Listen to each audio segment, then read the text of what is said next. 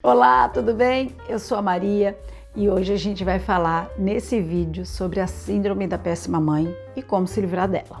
Vamos imaginar juntas uma nuvem de palavras. Vamos fazer esse exercício para a gente entender a síndrome da péssima mãe, tá bom? Então vamos imaginar juntas uma nuvem de palavras que se associem à palavra mãe. Paciência, dedicação, entrega, amor incondicional, plenitude, dedicação, abdicação, não é? A mãe abdica. Verdade. Olha quanta palavra, gente, que se associa ao termo mãe. O termo mãe parece ser algo quase que divinamente perfeito. E o problema disso é que faz com que a gente pense o tempo inteiro que não podemos falhar. Só que somos humanas, né? Cheias de imperfeições, cheias de individualidades, cheias de rotinas diferentes, né? Cada mãe tem a sua. Então a gente vai falhar, sim, né? E pode ser que nem seja uma falha, mas partindo do princípio daquela mãe ideal que alguém pintou, a gente começa a achar que é uma falha. Já percebeu como essas palavras, né? Paciência, entrega, plenitude, dedicação, tem a ver com a palavra tempo, porque afinal de contas, quem consegue ser plena, se dedicar, não é verdade? Se entregar sem tempo. E tempo hoje, gente, é o que a gente menos tem. Então, de forma indireta, a maternidade ela tá ligada a essa relação do tempo de dedicação com o filho. Só que na nossa sociedade atual, esse tempo é escasso. Problema disso, o tempo inteiro a gente se sente em dívida, o tempo inteiro a gente se sente falhando, porque afinal de contas não temos esse tempo que alguém disse pra gente que seria um tempo ideal para boa mãe que realmente se dedica aos filhos, certo? Errado, porque hoje a gente vai aprender uma dica master para se livrar dessa síndrome da péssima mãe e mais 3 dicas complementares, tá bom? Por que eu falo que é a dica master e as dicas complementares? Porque se você conseguir a primeira, você já resolveu 90% dos seus problemas com relação a esses sentimentos de culpa, né? E de péssima mãe. E as 3 complementares são para ajudar, né? Essa primeira dicona aí que vai para você. Então a primeira dica é a seguinte: quebra esse padrão de mãe perfeita que alguém disse para você que existe. Não existe. Destrói isso. Não existe só uma forma de ser mãe, existe milhares de formas de ser mãe. Então o primeiro exercício é encontrar a sua forma de maternar.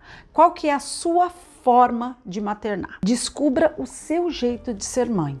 E assim 90% dos seus problemas estarão resolvidos. Então, por exemplo, você não tem 6 horas por dia para ficar com seus filhos, você tem 30 minutos, qual a mãe você vai ser nesses 30 minutos? E ponto final. As 3 dicas complementares que vem aí é para ajudar nessa primeira, né, que você descobriu qual a sua forma de maternar.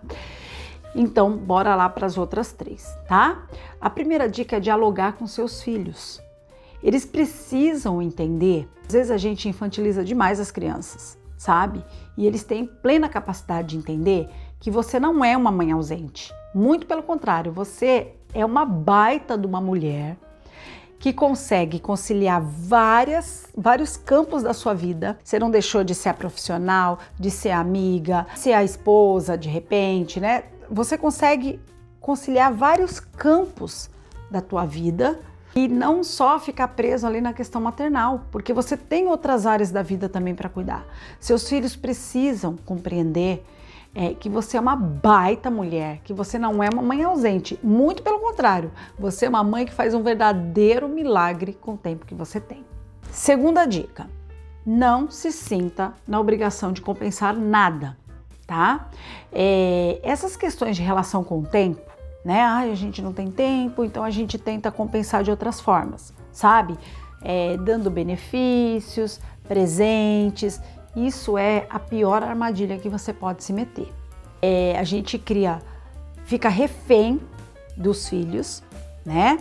Eles começam a perceber isso porque eles não são bobos, que eles podem tirar alguma vantagem disso, né? Você cria dessa tua, vamos dizer, falta de tempo ideal, né? Você acaba fazendo disso um problemão, eles enxergam isso, eles não são bobos, né? E você começa a compensar isso, eles vão tirando proveito disso. Se você vitimiza, eles vão vitimizar também, tá? Então não tem que compensar nada, não é verdade? Afinal de contas, você já faz mais do que precisa e do que dá. Você trabalha, você estuda, você administra o seu lar, você cuida dos seus filhos, você contribui para as finanças da casa. Quando não cuida delas sozinha, não é mesmo? Quem é aqui mãe separada, mãe solo, sabe bem do que eu tô falando.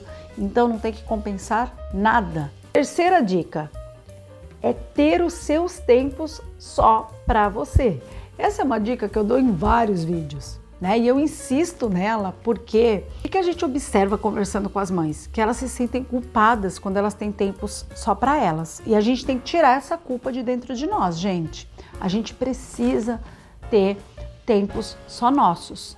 Você sabe por quê? Não é porque a gente é egoísta. É porque a gente também precisa educar os nossos filhos para ter paciência, para saber esperar, para respeitar a individualidade do outro. E como ele vai ser educado para isso se a gente não faz um trabalho para que ele perceba isso? Se nós mesmos não fazemos isso, tá?